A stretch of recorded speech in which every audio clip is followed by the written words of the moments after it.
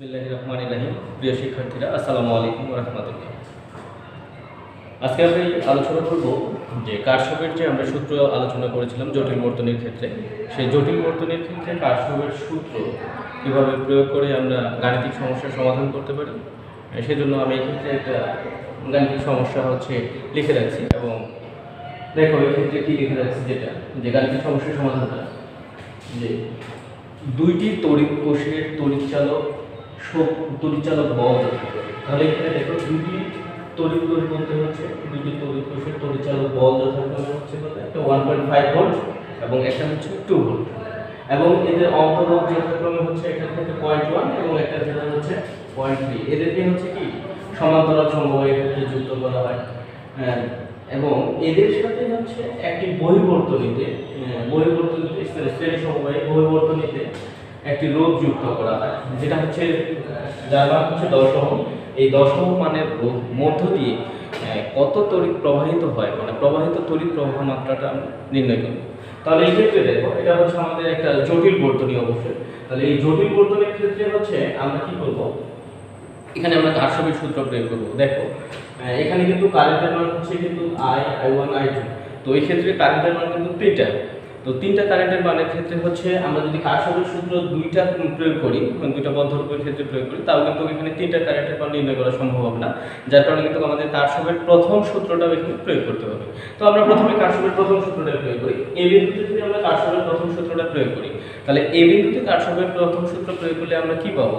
দেখো যে এক্ষেত্রে যদি আমরা এই বিন্দুতে কারশফের প্রথম সূত্র প্রয়োগ করি, তাহলে দেখো এই ক্ষেত্রে কি I1 এর কারেন্ট যেটা সেটা বের হচ্ছে, এবং I1 এবং I2 যে কারেন্ট সেটা কিন্তু ঢুকতেছে। তারপরে এখানে আমরা লিখতে পারি, প্রয়োগ করে আমরা লিখতে পারি যেটা যে I সমান কি I1 প্লাস I2। তাহলে দিলাম আমরা এটা একটা সমীকরণ। এখন দেখো তাহলে এই ক্ষেত্রে আমরা এই বিন্দুতে কারশফের প্রথম সূত্র প্রয়োগ করলাম, এবং আচ্ছা এই ক্ষেত্রে সমীকরণ না দিয়ে আমরা যদি লিখে একটা মান বের করে রাখি, তাহলে আমরা কি লিখতে পারি? বা লিখতে পারি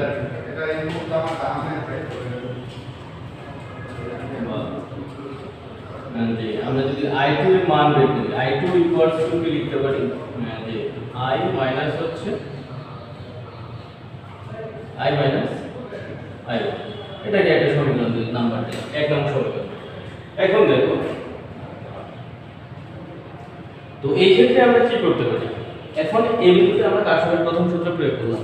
এখন যদি আমরা একটা বদ্ধ লুপ বরাবর কারশফের দ্বিতীয় সূত্রটা প্রয়োগ করি যে ACBDA, এখন লিখব আমরা যে ACBDA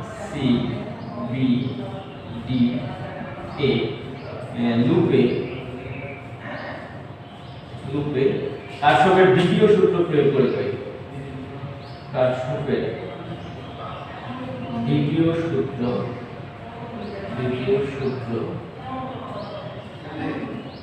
প্রয়োগ করে এক্ষেত্রে আমরা প্রয়োগ করে। তাহলে এখন দেখো কারশফের দ্বিতীয় সূত্র যদি আমরা প্রয়োগ করি, তাহলে এই ক্ষেত্রে দেখো আমাদের তড়িৎ প্রবাহ কি এই পজিটিভ উৎস থেকে উৎপন্ন হয়, এই দিক দিয়ে এই বরাবর করে ঘুরতেছে। তো আমাদের বদ্ধলুপটা কি ACBDA। এই ACBDA কারশফের মানে এই ক্ষেত্রে এই বদ্ধলুপের ক্ষেত্রে যদি আমরা কোনো এক পয়েন্ট থেকে, ধরো যে এই পয়েন্ট থেকে যাওয়া শুরু করলাম, ঘোরা শুরু করবো, তাহলে এই পয়েন্ট থেকে এই দিকে যাব, আসলে আমরা যেদিকে যাচ্ছি তার কিন্তু বিপরীতে।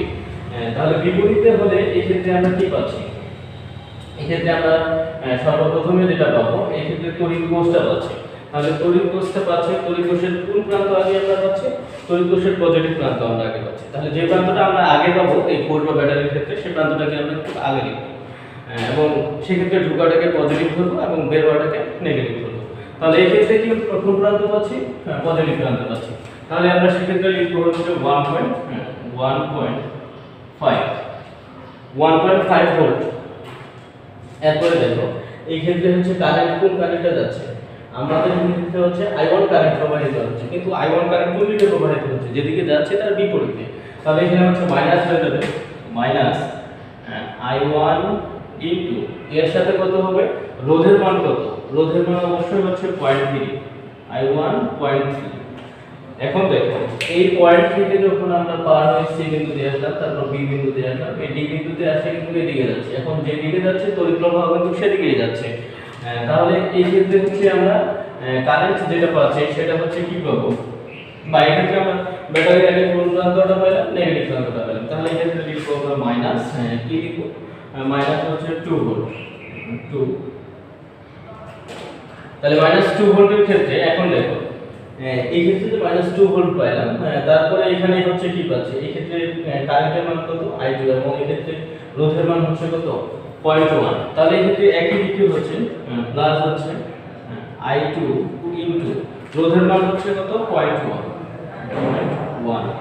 তাহলে ইকুয়ালস টু হচ্ছে এরপরে এইখান থেকে ঘুরে ওই পয়েন্টের সাথে ওই পয়েন্টের নিজের বিভব পার্থক্য হচ্ছে 0। তাহলে এটা যখন আসলো, এরপরে আমরা এখানে কি করতে পারি, দেখো মাইনাস I1 ইনটু 0.3, তারপরে হচ্ছে তারপরে এখানে লিখতে পারি আমরা প্লাস I2। এখন দেখো এই I2 এর পরিবর্তে আমরা কি লিখছি উত্তরে, দেখো দেখি আসলে প্রথম সূত্র I2 I - I1।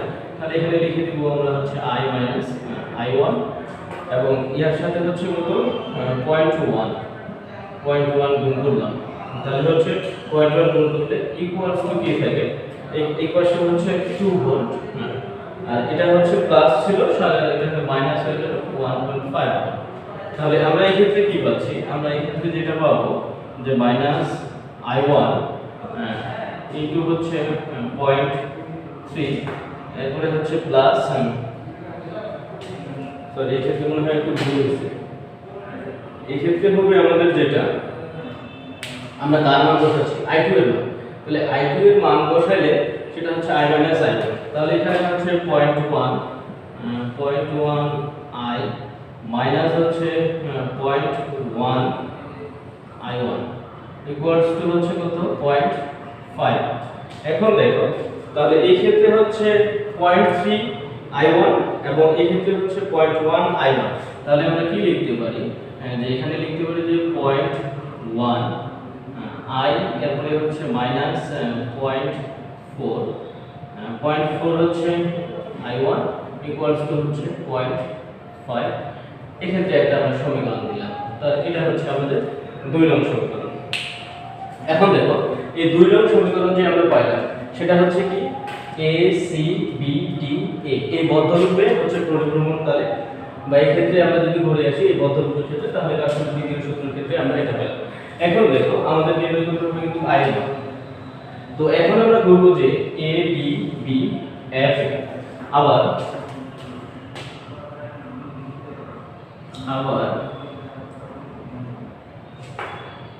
A D B F A লুপে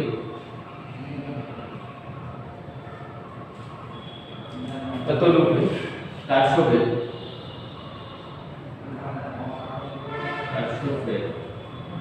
দ্বিতীয় সূত্র প্রয়োগ করে,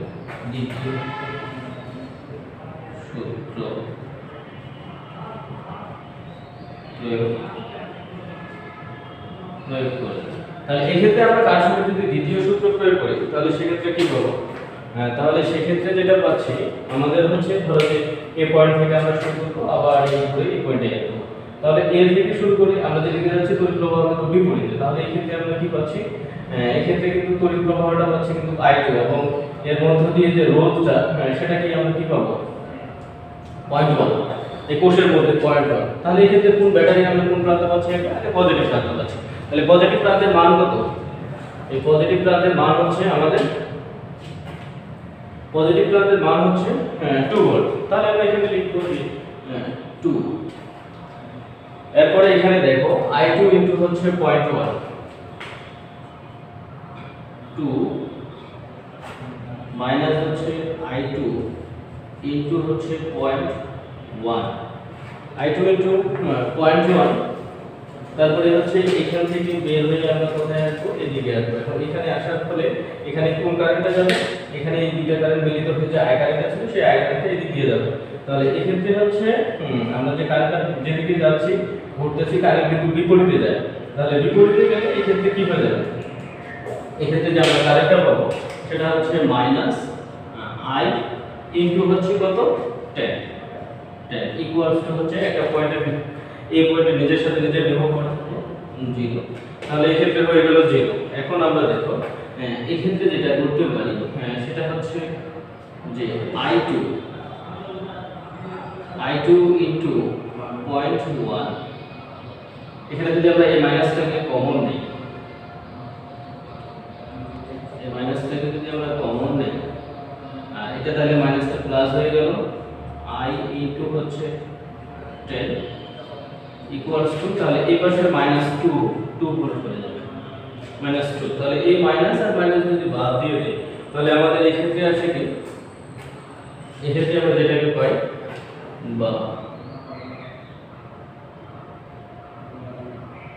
এক্ষেত্রে আমরা পাবো যেটাকে সেটা হচ্ছে কি লিখবো যে I2 এর পরিবর্তে আমরা কি লিখতে পারি I মাইনাস হচ্ছে I1।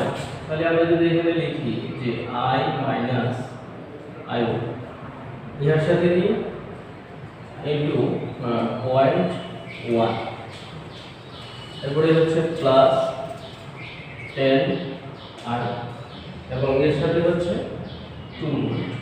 তাহলে এখানে দেখো আমরা এটা কি লিখতে পারি, এখানে হচ্ছে 0.1 I মাইনাস হচ্ছে 0.1 I1 প্লাস হচ্ছে প্লাস 10 I ইকুয়ালস টু 2। তো এই ক্ষেত্রে দেখো 0.1 এবং 0.1 I এবং হচ্ছে এটা, তার মানে হচ্ছে 10.1 I মাইনাস হচ্ছে 0.1 I1 ইকুয়ালস টু হচ্ছে 2। এক্ষেত্রে আমরা একটা যদি সমীকরণ দেই 3 নং, তাহলে এই 3 নং সমীকরণ যে দিলাম আমরা এখন 3 নং সমীকরণকে হচ্ছে 4 দ্বারা গুণ করে 2 হতে বিয়োগ করে দেব। 3 নং সমীকরণকে 4 দ্বারা গুণ করে 2 হতে